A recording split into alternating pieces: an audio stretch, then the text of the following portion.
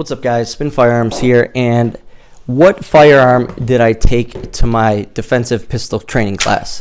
It was class 204 of that series, and I think it may surprise you, but guys, I took my Glock 43X, and there's a reason for it. I've been carrying my 43X more this winter. I've been also carrying my 19 a little bit as I added new night sights to it. I've been carrying a little bit of everything. It just depends what I'm doing at the moment, stuff like that. Anyways, I always have so many people talking about the greatness of the Glock 43X. And I will agree with them. It is a great firearm. And I actually used a soft loops holster, and I wore jeans with a belt, and it ended up working out really well. My Glock 43X, for some reason, has the best trigger out of any Glock that I've ever shot. I don't know why that is. It's all OEM internals. Not sure why it is. It's just a crisp, light trigger. I don't know why. And I've heard of this happening every now and then. Sometimes you'll get a good one, other times you won't. Anyways, there is no sponginess on this trigger. It's just a good, solid trigger. And it was sort of funny because the class was malfunctions clearing, reloads, that whole sort of thing. So it was interesting. What did I bring? I brought my Glock 43X, 2 Shield Arms mags, but just in case that I ran into issues or anything like that, I brought a backup OEM mag. Someone said that in the comment that they carry 1 Shield Arms mag, 1 OEM mag, just in case this mag is malfunctioning. I thought that was very smart, so I used that tactic, and it ended up working out really well. Of course, 0 malfunctions. For some reason, my Shield Arms mags work really well with my Glock 43X and my Glock 48. Never had a single issue. But I thought it would be funny to bring a ETS 19-round mag for my Glock 43X. And then they're like, why'd you bring that? I said, I thought we were doing a malfunctions class. I thought this would be the best way to induce malfunctions. I just thought that was pretty funny.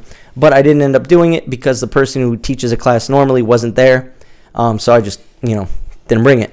Anyways, with the malfunctions, and on top of that, I just want to say I did have the smallest everyday carry firearm there, just like I said would happen. Everyone had a 19, a 17. The person next to me had a Staccato, or like the person that you partnered up with had a Staccato. Someone had a Walter PDP. All full-size or compact firearms. I was the only one with a subcompact firearm, a lighter firearm, a short-barreled firearm that is comfortable for carry. And I did pretty good. I did good with it, and especially for now I'm starting to carry my 43X more.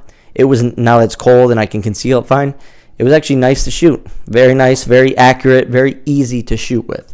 And I get why people like the 43X. Like I said, it is the most ergonomic Glock out there for concealed carry. It just has a good overall feel to it. And like I said, it has the best trigger out of any Glock. I didn't need to add a connector to it. Didn't have to do anything to it. Straight out of the box. The one thing that always makes me nervous with the 43X, though, is the Shield Arms mags, with hearing the thousands of people that have had issues with them. Also, the issues I've had on my Z9 mags for the Glock 43. But like I said, mine have been flawless. So hopefully that continues. Anyways. Or like I was going to say, I think a lot of the reason that people have these issues with the Shield Arms mags, if you watch the videos closely, they are inducing those malfunctions themselves. Sometimes it's a firearm that hasn't been cleaned properly. Feed ramp hasn't been cleaned. There's a bunch of stuff that goes into this. It's not always the magazines. I've watched people hit the slide lock every time they shoot. And they're like, these darn Shield Arms mags. I'm like, I promise you, it doesn't matter what mag's in there. If you're accidentally bumping this every time you shoot because of your grip, you're going to end up causing a malfunction and then blaming the firearm. Instead, it's just your grip and how you shoot and your recoil control. But anyways, it was a great firearm. I really enjoyed shooting it. I actually used to shoot this a lot, but I enjoyed shooting it, putting some rounds downrange and actually training with it. And it did good. So here's what I'll tell you guys about the class. The malfunction clearing was interesting. So what we did to induce malfunctions was to load up your magazines with your partner. And what you did is you didn't tell them, instead of using snap caps because they didn't have any, you used previously shot brass. So empty casings on the ground. You pick them up and you mix them in throughout your magazine. And the instructor goes, do not be nice to your partner, mess them up. So sometimes you have 3 in a row, 4 in a row. Well, when it came down to it, what I learned is the person next to me who had a Staccato, he actually shot the best out of the whole class. He had a Staccato, he had a red dot, but he did take the most time getting his shots off. Whereas me, I just let them go, and I ended up having a pretty darn decent grouping at the end. I was probably the second best grouping or third best grouping in the class, which 3 of the people that were shooting with us were people that work at the range, people that teach the class, that whole sort of thing. So I was actually happy with me having the smallest firearm out of everyone, and still doing decent in the class. But the person next to me with the Staccato, even though his shots were dang near perfect, it was unbelievable. Very impressed. He had a malfunction where they had to take his $2,500 or whatever it is, $3,000, $2,000, whatever, Staccato, and they had to jam a rod down it to clear one of those casings. The slide completely locked up to the point where you couldn't do anything. Think about that, handing someone $3,000 and just saying jam on it. And literally that's what they had to do. And he said it happened last time he took the class. He said he had to do the same exact thing 3 times. And that happens with SIGs as well. Before taking the class, he goes, what are you going to be bringing? I said, it's going to be a Glock of some kind. He's like, okay, good, because the SIGs tend to have the same issue. And that's the thing with the P320s that our military is. They get a malfunction. They get locked up so bad that they have to take rods and literally jam the casing out of the firearm. It's because they don't remove SIGs don't remove casings the way Glocks do. They don't remove malfunctions. I didn't have to do any jamming.